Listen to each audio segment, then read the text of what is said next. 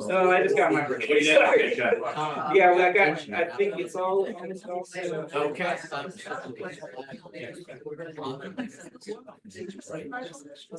last piece of the puzzle. This is the microphone volume. They have it higher. It starts cleaning and you turn it down. Is that for the podium mic or for the? For the podium mic, for this one there. Okay. Water with that. Oh, all right. It is a test. It's a test. Yeah.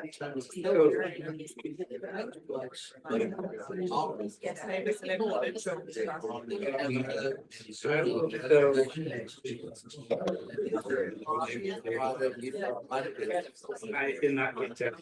I'm sorry.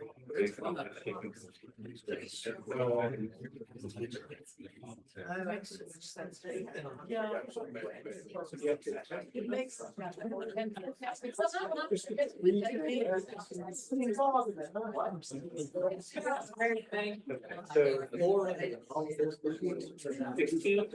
Oh, yes. And you sure you don't want to just show the, okay.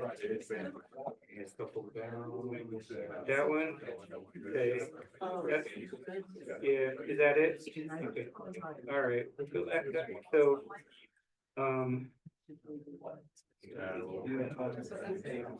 you're supposed to. It doesn't matter. So,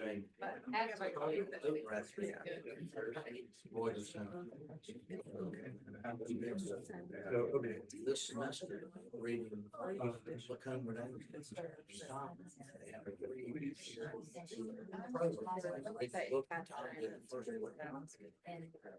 So you go back and forth.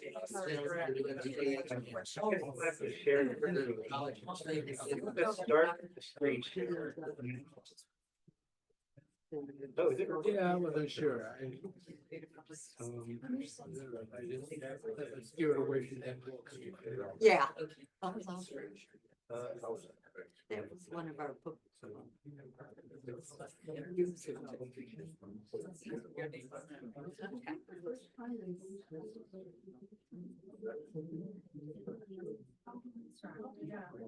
Well.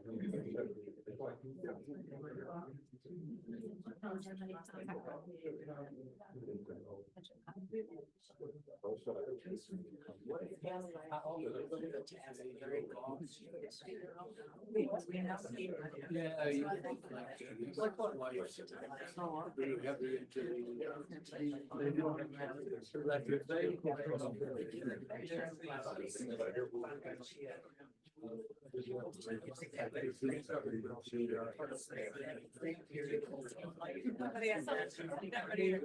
Libby, library.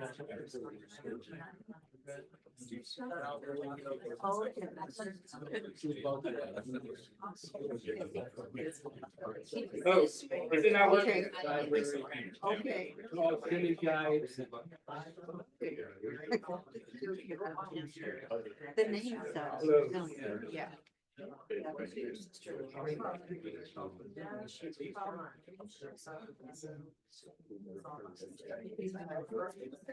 We have some stories that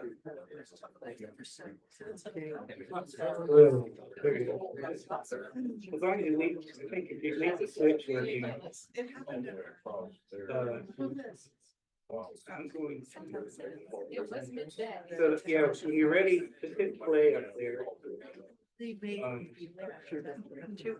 But I want to be able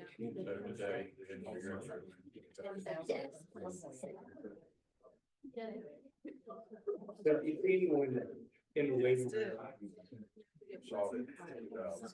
Just, I guess it'll pop up, or I can even.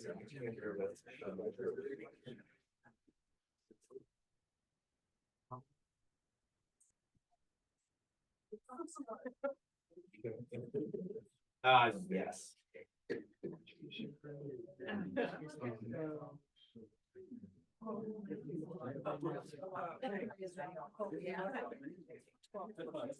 Disable like the meeting. Do you know what? Disable the meeting room so that people just can. Oh, they can just hop in. Yeah.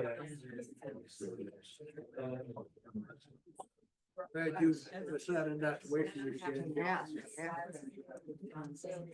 I took the long way around. Did you?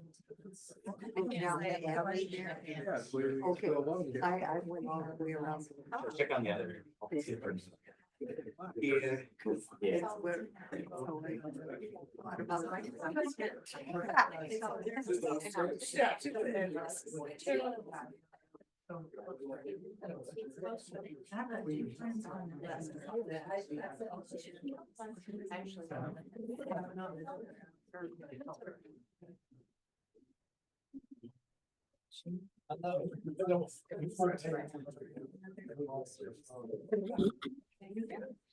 I came to my friend.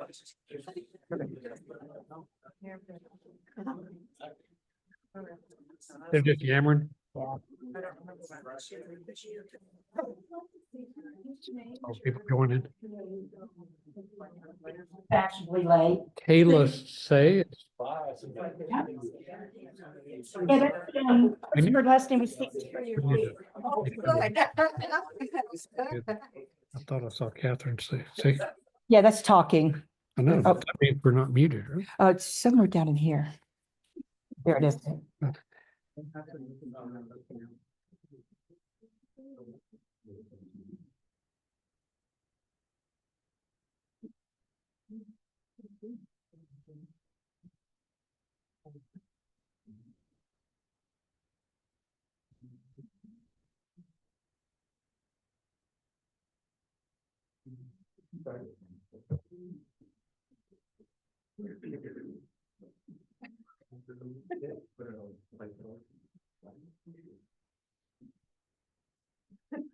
I can't edit it. Tell the Zoomers to cut their cameras off.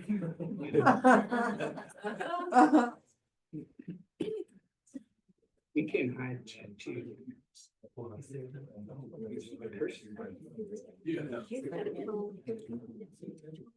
They might be able to see.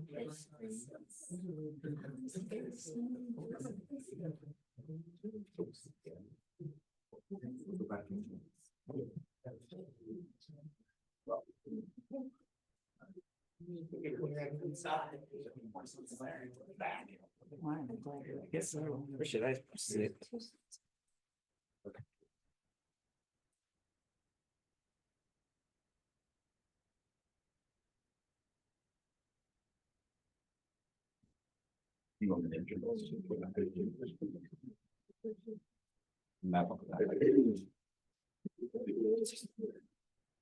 Well,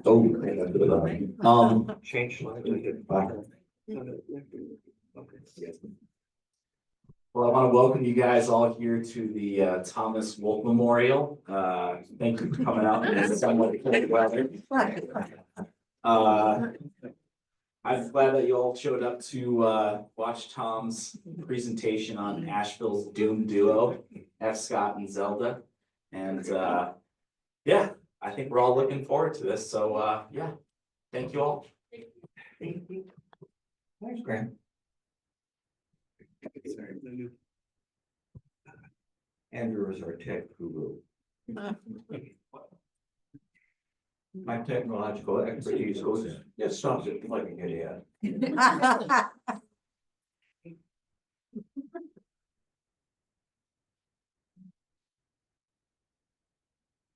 So we get these two people in the waiting room. And I guess. Okay.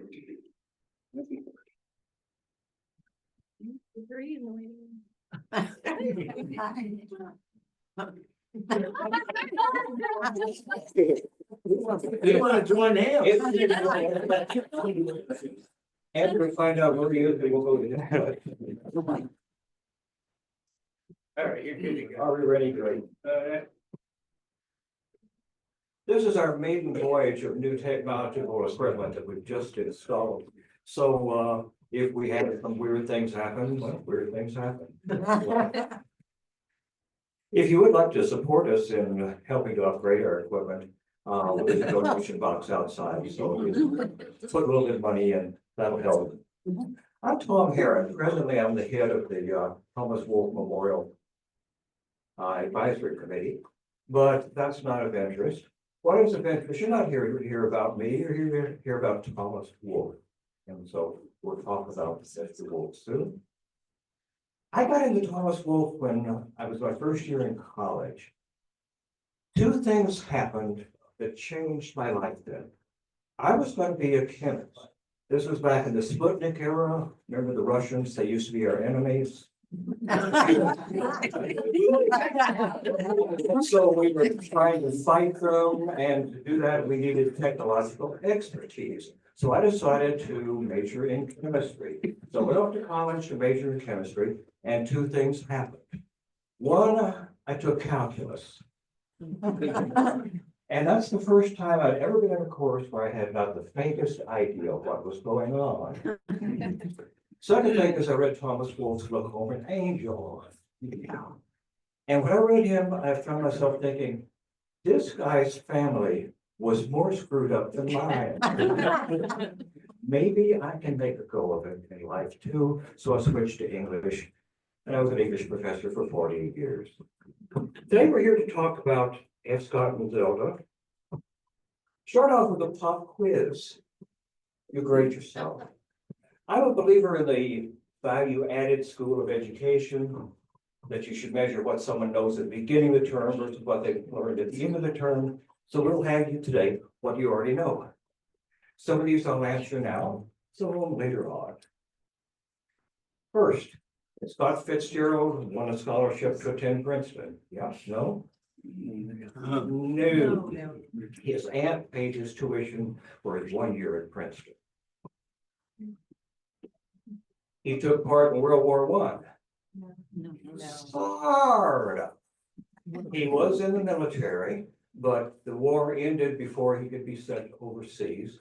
And that was something he regretted all his life. He didn't get to know the kind of things that his friends Ernest Hemingway did.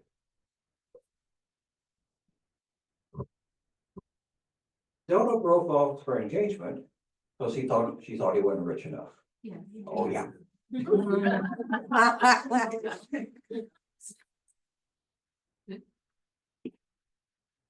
Editors and Scribners told Scott he'd be lucky if this side of paradise sold 5,000 copies. No. He said they would sell 5,000 copies. They said you'd be lucky if we sell 1,000. Original title was The Education of a Personage. Talk about that later. He invented the term jazz age later. Zelda swam fully clothed in the fountain of the Plaza Hotel. No. She swam fully clothed in the fountain of Union Square. But isn't the Plaza Hotel a better story?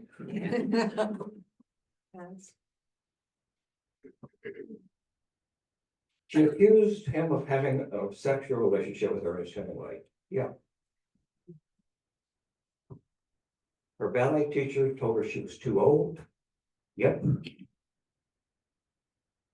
Her novel was a bestseller, saving it once. Talk later about that. And Andrew, can we get rid of this up here?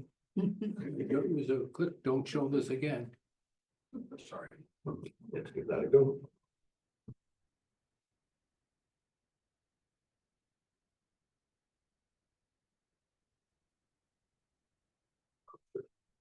Well, work right. She was institutionalized because she suffered from schizophrenia. Kind of. She died because she was locked in an upstairs room. Yeah, and the fire escapes were made of wood.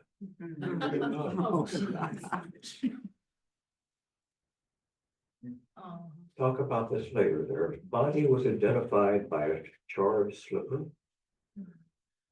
Talk about Scott.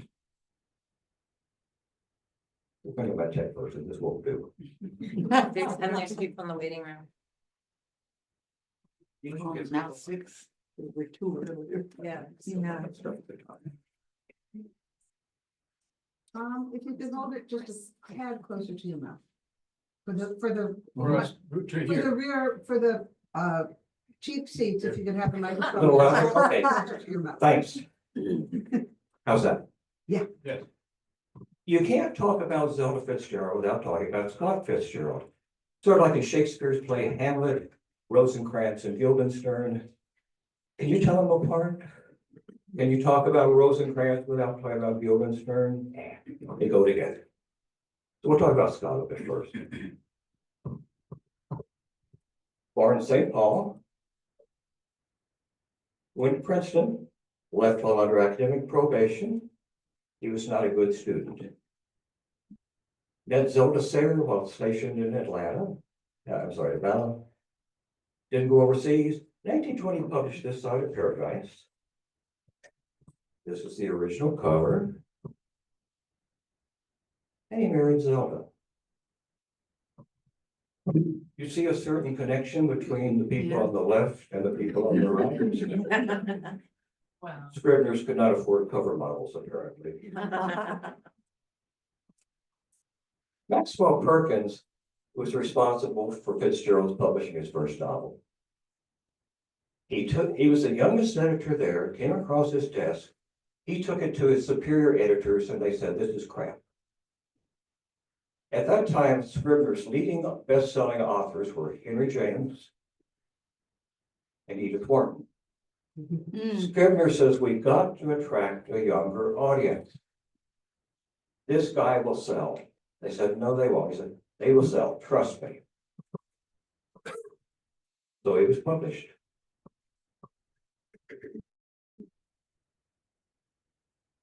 First printing, 3,000 copies, sold out in 3 days. It literally sold faster than they could print it. It was the most successful book in Scribner's history. Zelda agreed to marry him.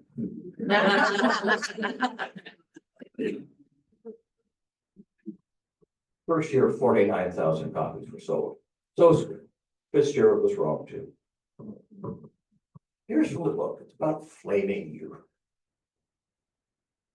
Here was a new generation shouting the old cries, learning the old creeds through a reverie of long days and nights, destined to finally go out of the dirty gray turmoil to follow love and pride. New generation dedicated more than the last to the fear of poverty and the worship of success.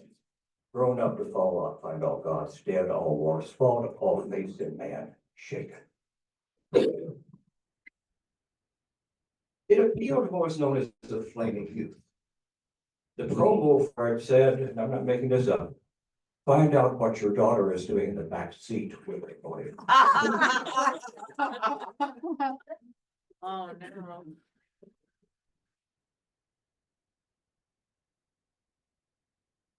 Next book, Flapper the Philosopher's Daughter born. There's young Scotty, their only child. They lived in New York in the Plaza Hotel.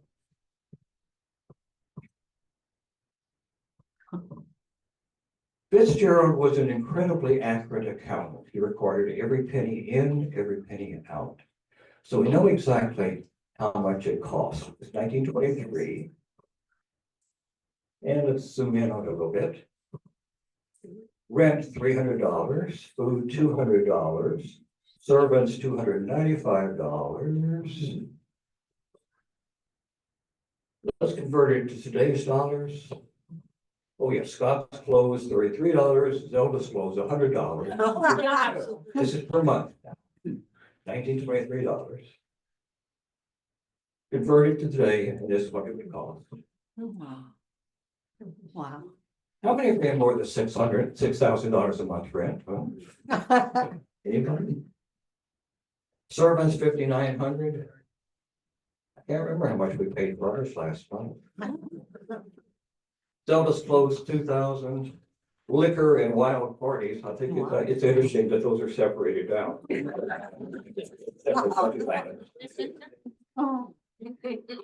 $48,000 in today's dollars a month.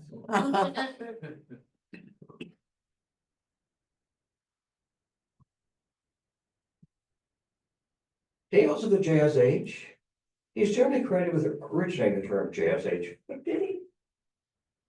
Here's the first written use of the word jazz, 1912, in sports of all things. Pacific Coast League minor league team pitcher said, I got a new curve this year. I'm going to pitch one or two of them tomorrow. I call it the jazz ball because it wobbles and you simply can't do anything with it. Here's the first written example of jazz age. A Methodist minister wrote an editorial in 1919. He finds jazz in present-day magazines and books and plays that aren't even religion. In short, he complains it is a jazz age.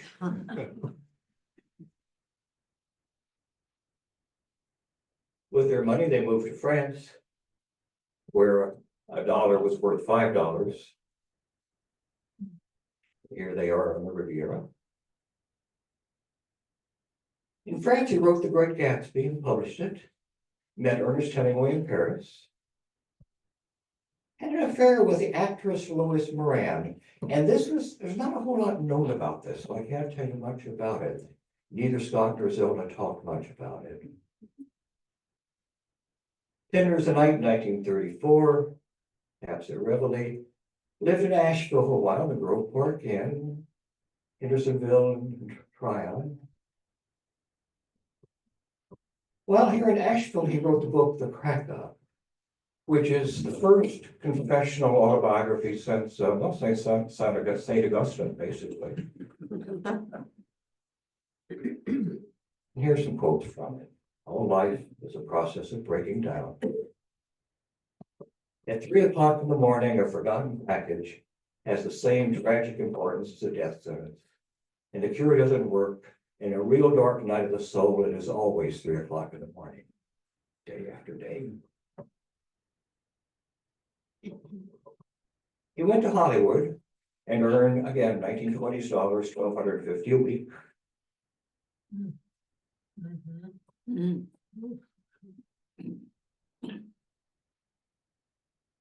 Only one of his screenplays was made into a movie called The Three Comrades. He worked on the screenplay for Gone with the Wind. He was not a collaborator.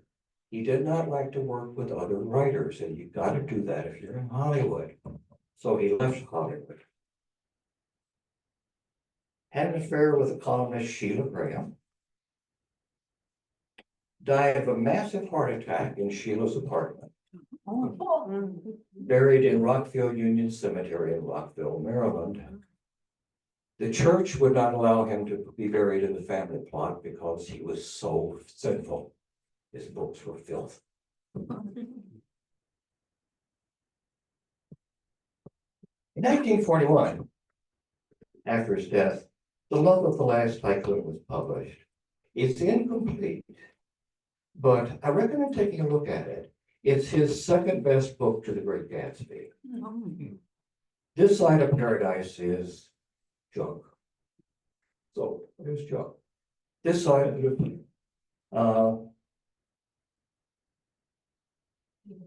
The Love of the Last Tycoon, though, shows what he could have been if he lived another 10 years longer. Like Thomas Wolfe, in that respect, came on hard at the end. Scott is selling well today. 830,000 copies have sold this year in USA.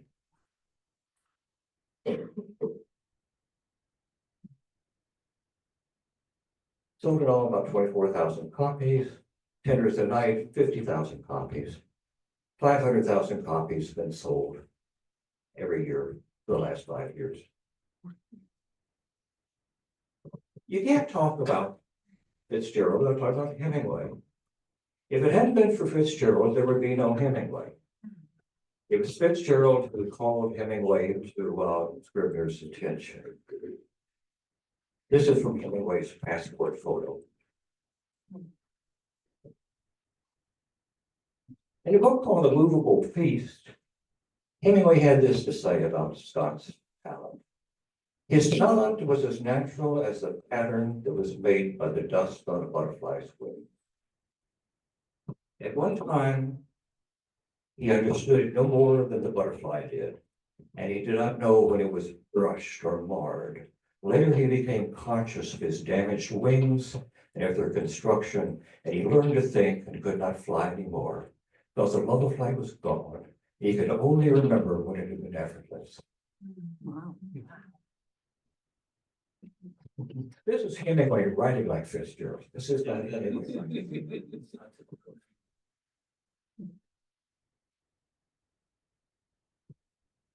Unfortunately, it's not true.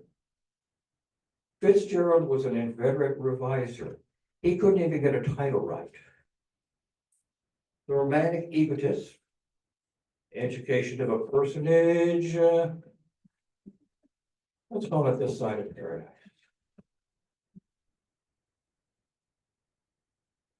How about this for a title, Our Type? Want to rush out and buy that? The Drunkard's Holiday, getting better. The Malarkey Case. The World's Fair. Oh, Tender as the Night. Among the ash heaps and millionaires. Trabacchio at West Egg.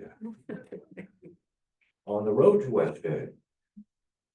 Gold-headed Gatsby, oh, we're closing in. The high bouncing lover. Under the red, white, and blue. Let's just call it the Great Gatsby.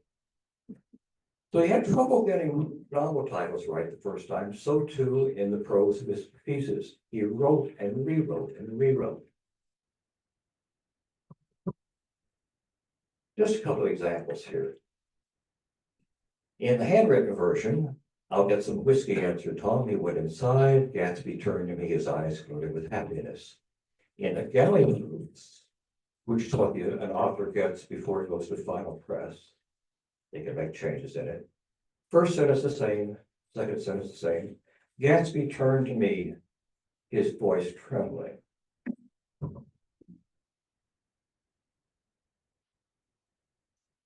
Gatsby turned to me rigidly. Just eyes glittering, voice trembling, he turned to me rigidly.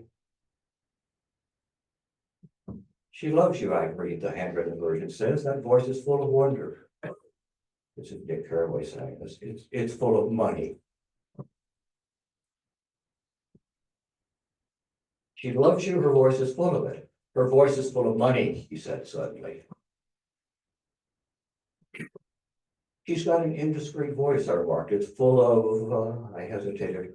Her voice is full of money, he said suddenly. See how it's getting better every time? This is not a butterfly. This is somebody slogging it out, one step at a time.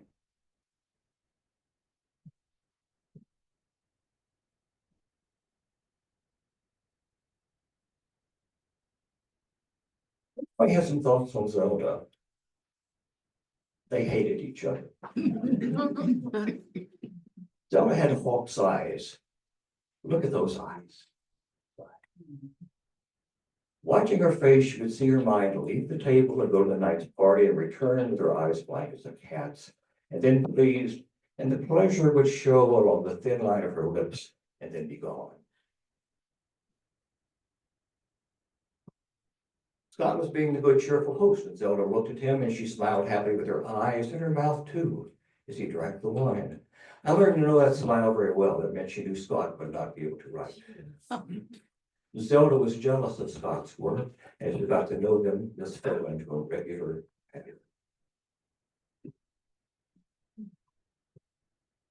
We talked about Rosencrantz, let's talk about Guildenstern. Southern girl, Montgomery, Alabama, grew up in wealth and privilege and was trained with no usable skills.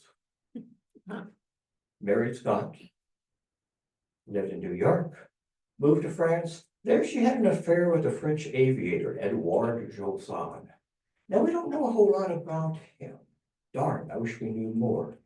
It appears that Scott at first encouraged it, Because when he was working on the book, she kept breaking in and said, I'm bored, let's do something, let's go to a party, let's go. So she wanted to give him a source of her, he wanted her to have a source of entertainment. It was too entertaining. This is a picture of Joseon. Called her a shining beauty, a creature who overflowed with activity, radiant with desire to take from life every chance her charm, youth, and intelligence provided so abundantly. All the young men fell in love with her. She asked Scott for a divorce so she could marry him. Scott said, you'll get a divorce, but you won't get a penny. She rethought her decision. And again, this is from a movable feast. First version he told me of Zelda, a French naval aviator falling in love, wrote Ernest, was truly a sad story. It was a true story.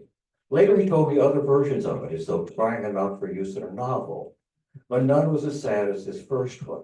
And I always believed the first one, although any of them might have been true. They were better told each time. No butterfly wings here, rewrite the story, rewrite the story, rewrite the story. But they never hurt you the way the first one did.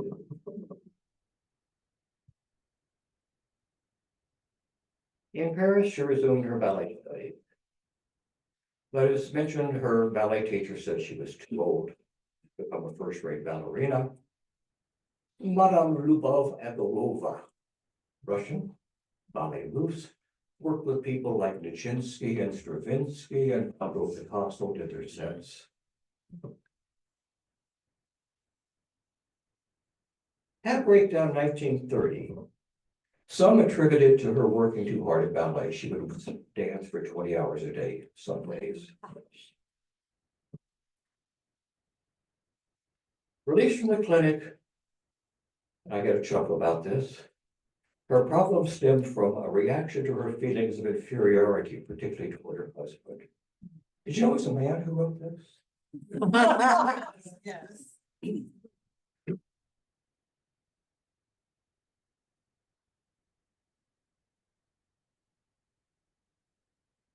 She was diagnosed with schizophrenia, which at that time was sort of a catch-all phrase, because you're screwed up, we don't know what the problem is.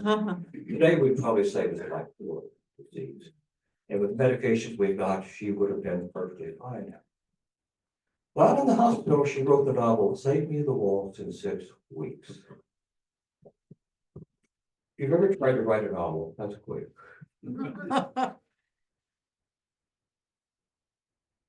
It's an interesting book. How many have read this? It's worth a read. It gets better toward the end. She wrote it, she's learning to write. She's never had a writing lesson in her life. But she's learning how to write. And the end is much better than the beginning. But one of the things that I find particularly interesting about it is the descriptions. Now, as a writer, if you're going to describe something, it's one or two purposes. You want to put the reader in the scene, show instead of tell, is what we're told, or to create a mood. And here's an example of it. A southern moon is a sodden moon in sultry, when it swamps the fields, the rustling sandy roads, and the sticky honeysuckle hedges in its sweet stagnation. Your fight to hold on to reality is like a protestation against a first waft of ether.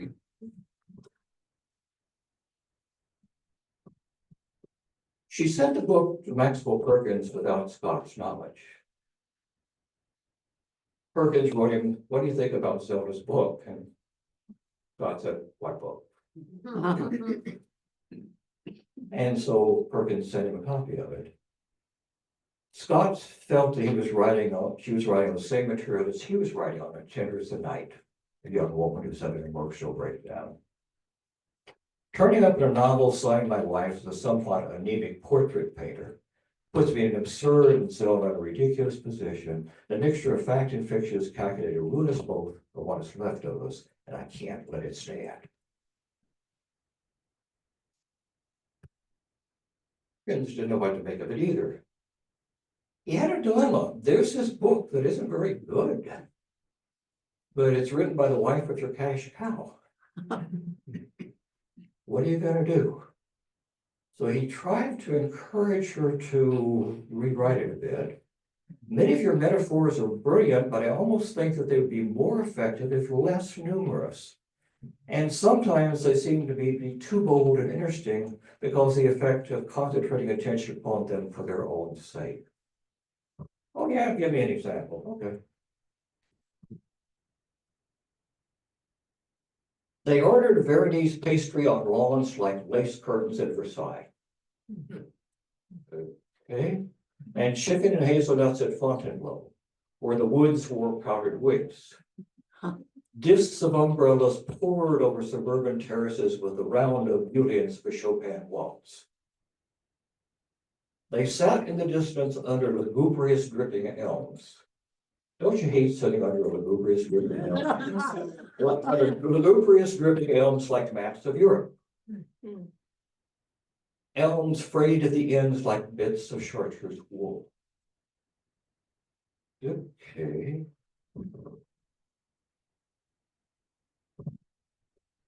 Zelda rewrote it. One of the myths is that Scott rewrote it for her. No. We have the manuscript. All the changes are in Zelda's handwriting, except for a couple of minor punctuation marks in Scott's. He changed his opinion of it. It's now a good novel now, perhaps a very good novel. I am too close to tell. She published Save Me the Waltz.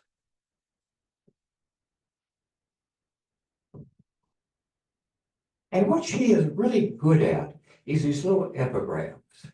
Think Dorothy Parker on steroids, if you will. I'm only myself when I'm someone else whom I've endowed with these wonderful qualities from my imagination. You'll be sorry, he said unpleasantly. I hope so, Alabama answered. I like paying for the things I do. It makes me feel square with the world. Being in love, she concluded, is simply the presentation of our past to another individual, mostly packages so unwieldy that we can no longer manage the Lumen streams alone. Looking for love is like asking for a new point of departure, she thought. Another chance in life. That's great. The reviewers did not like the book. In part because Perkins, once he basically washed his hands of it. He did not assign a proofreader to look at it. There's something like 3,014 typographical errors in it. And you ask me, why would anyone sit down and count the typographical errors in a novel? Some people have no lives. It's a warm, intelligent, undisciplined mind behind Save Me the Wall. She should have had the help she needed. Some are more positive. First, a little slap in the face.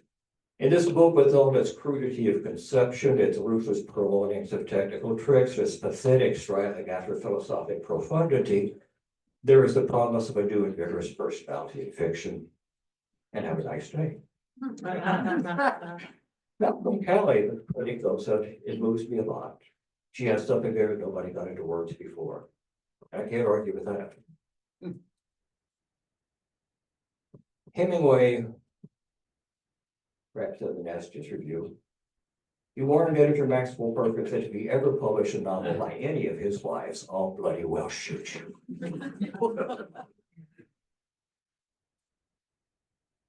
It was not a bestseller. He earned $120.73 for that. What the charges against Fitzgerald, the Scott version, is that he published Zelda's writing under his own name. Did he? Yes. But there is a reason. Again, this is from his account books. His stories, their sales are at the top. Her stories are at the bottom. He's earning 3,500, 3,500, 4,000. She's earning 400, 500, 800. Stories with both their names earned in between the two. So a story with the name F. Scott Fitzgerald on it sold for 4,000. One with Zelda Fitzgerald sold for 400.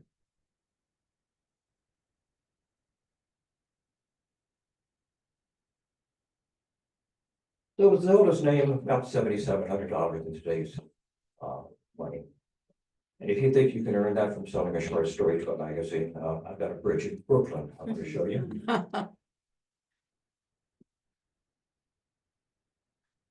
His name on it brought in the books. In his ledger, though, he carefully notes the ones that she wrote he sold in his name. Published under my name, but originally by Zelda's story. Well, you can see with her life expenses why they needed the money. He had tried to help her in her career. She wrote a play called Scandalabra. It ran nearly 5 hours. He rewrote it and tightened it. It closed after 3 days. And these are some of the comments on it. Nothing more embarrassing than to witness a fantasy that has gone haywire.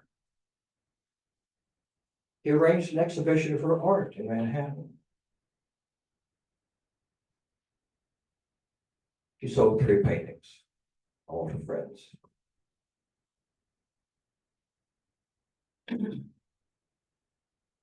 Reviews of the show were kind of lukewarm. The New Yorkers called them paintings by the almost mythical Zelda Fitzgerald, with whatever emotional overtones or associations may be running for the so-called jazz age. She began a new novel, Caesar's Things, same plot line as Saving the Waltz, but she did not complete it.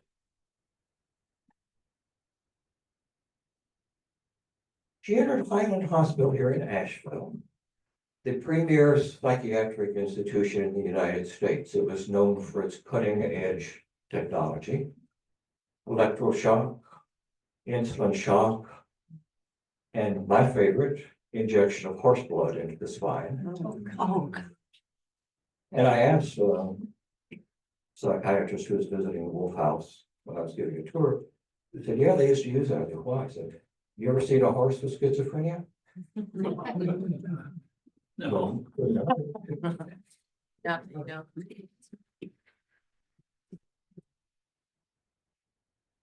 This is Dr. Carroll's residence, still there.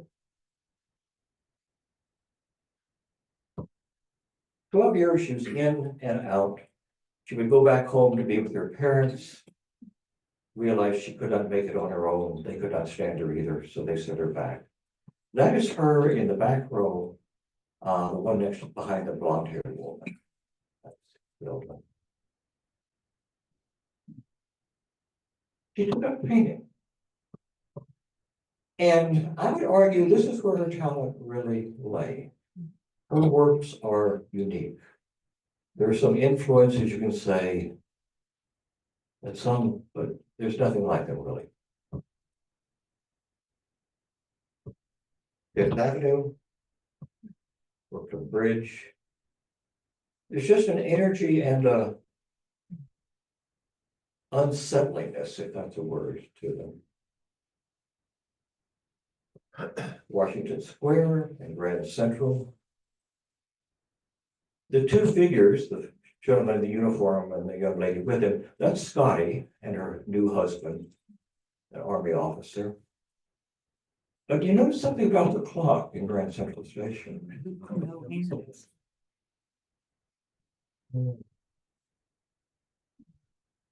She also made paper dolls and posed for them in the style of Louis Vuitton's.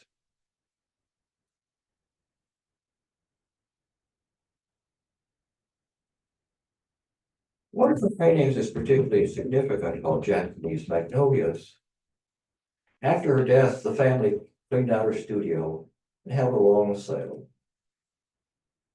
I want the yard man to burn them, Fitzgerald's sister told Brooks. I don't want them to be seen. This is Louise Brooks, the art dealer. She purchased several sketchbooks, one artwork. Brooks returned the next day. The rest of the paintings had been destroyed. The one on top of the pile was Japanese magnolias. And guess who has it?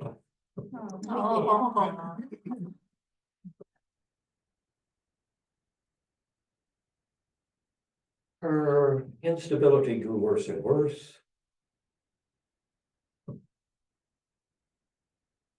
She now claims to be in contact with Christ, William the Conqueror, Mary Stuart, Apollo. While she's really suffered, there was never a sober night, not many of those for him, I imagine, that I do not pay a stark tribute of an hour or two in the darkness.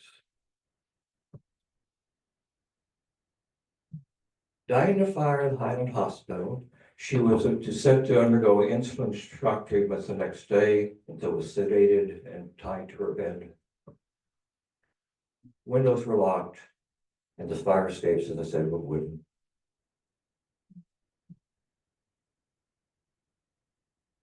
Her remains were identified through her dental records.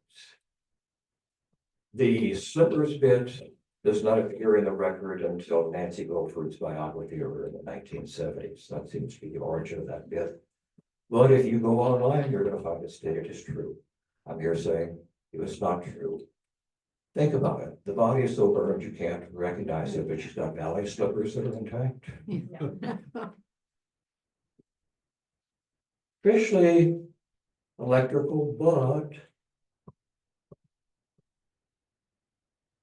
Highlands made a practice of hiring former patients. One of them was Willie Mae Hall,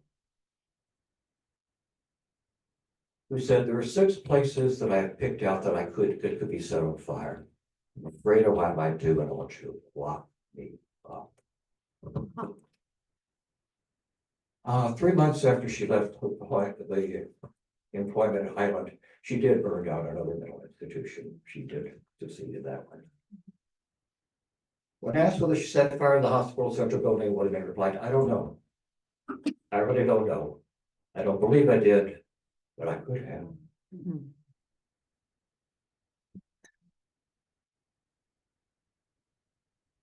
He was initially buried with Scott in Rockville Union. Finally, the church forgave them and allowed them both to be buried in the family plot in St. Mary's Catholic Cemetery. Something enough, Scott said this. 50% of our friends would tell you that my drinking drove Zelda insane. The other half would assure her that her insanity drove me to blame.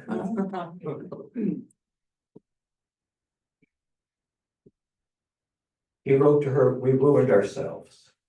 I've never honestly thought that we ruined each other."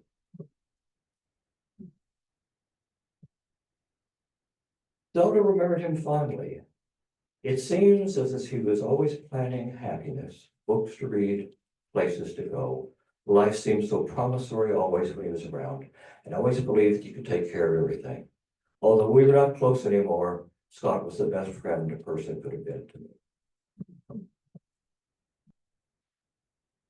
And if you go to Highland Hospital, next to what used to be the administrative building, you'll find this plaque. Reads, "I don't need anything except hope, which I can't find by looking backwards or forwards.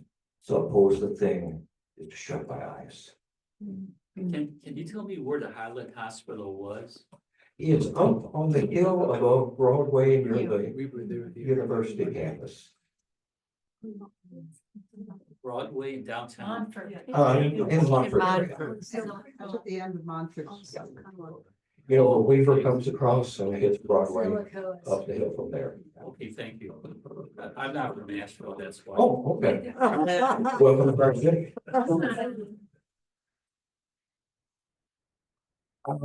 The questions?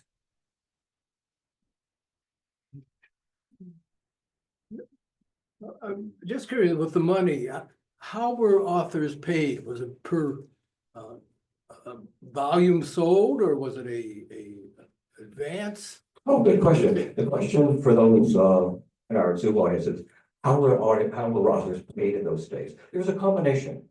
You got an advance when they accepted your book, but here's the catch: it's an advance against royalties. So you're in debt to the publisher until you sell a certain number of books. So after that, Scott got 15%. Since the book sold for $2 each, on an English major, that's probably 30 cents. Not a whole lot. The bulk of his income came from short story sales. He could not have supported himself with the novels alone. Yeah, thanks. Did he, you mentioned that in his accounting, he credited his wife with the stories she wrote. Did he ever publicly acknowledge it? Or was he too afraid of, the sales plummeting? Oh, good question. In his, the question was in his private records, he noted what Zelda had sold. Did he publicly acknowledge it? Not with the print. He never came out and said I didn't. Because why? And that stopped the sales. Stopped the sales. And as you saw from their expenses, he wrote an essay called How to Live on $50 million a Year. And he gives tips, one is hire only one servant, don't have two. Other question. Do you think that he revised the books that Zelda wrote? Or did he just take them unedited? Oh, that's a good question. What role did he play in revising the works that Zelda wrote? Well, we know he was totally hands-off with Saving the Waltz. He gave her advice, but he didn't go over the pen and say, take this out, take this out, take this out. He was no Maxwell Perkins in that respect. As for the stories, again, we don't know. My suspicion is no, because when you read her stories, they don't read like a soft story. It's got an entirely different style, a different approach to things. So I think that what we see in the stories are pretty much hers. Other question? Yeah. Where was she published? Where was she published? Well, various magazines. Maclean's used to publish. Red Book was big. Saturday Evening Post was big. There was a magazine called The Smart Set, which was for the hip and the in at the time. That's where she was published. So that would be some of the same places that he was published. Yes, it was some of the same places. The same editors that were paying him thousands of dollars were paying her hundreds of dollars.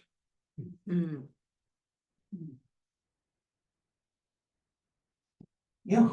In the back. At the hospital, which building is now replacing the building? Is it the laboratory or is it where the hospice used to be? Do you know? It's an empty field now. With a sign that University of North Carolina plans a building here. There's an empty field with a fence around it. You can still see the terrace with where the hall and the gardens were, but the building itself is gone. Is it on Montford Avenue? Or is it on Silco? It's off of Montford, in Montford and Broadway. The name of the street is Silcoa. Yeah. And there are some people who go there at night and talk to Zelda. Those who said to alter place. So that might be where you find your answer. Yeah. What happened to Scotty? Scotty became a very successful businesswoman. Given the condition of her parents, she did astonishingly well. And she had a tremendous love for both of them and kept their memories alive. It was Scotty who helped keep Saving the Waltz in print, for example. She was also very active in Democratic politics when she lived in Georgetown. I didn't know that, active in Democratic politics. Did she have any children? Did Scotty? Scotty have children? Oh gosh, I think four? Okay, she had 4 children, Scotty did. 2 boys and 2 girls. We have any chat on the Zoom? Yeah, let's see, let me check it out. See if our Zoomers like to. Take it out. So what I would assume there's family from Descendants, right? descendants, yeah. Some, yeah, I haven't tried them. There was that man. Alright, let's get up here, we'll pin. Alright, am I?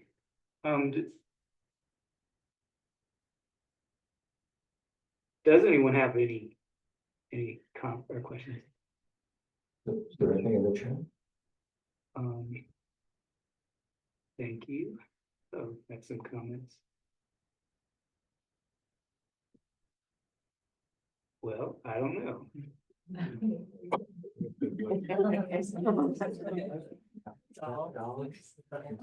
Here, let's show, get Tom in the shot. And this thing's not working. Oh,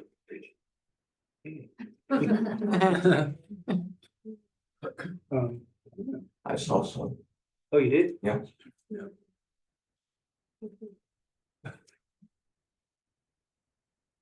Oh, someone. Unmute yourself if you have a question.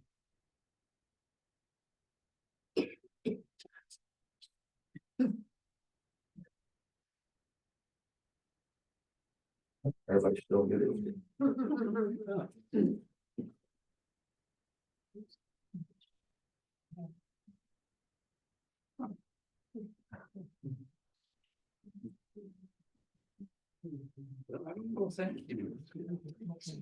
Okay. Did Scott Fitzgerald ever One meet question here. Thomas Yeah, I'm Wolfe? just curious with the current sales of his books continuing. Are they in the public domain now, or how is that copyright working? Oh, gosh, that's a good question. My guess would be that the early ones certainly would be. And so the family's getting nothing from them. They are in the public domain. And put it back here. Just a comment, Asheville Art Museum currently has 2 paintings by Zelda that are on display, yeah. The one up, I think one of them, the Japanese, they've had for quite a while, the other one just went on display yesterday. Wow. Of our holdings. Okay, you get a good audience. Thank you for coming. We're aware of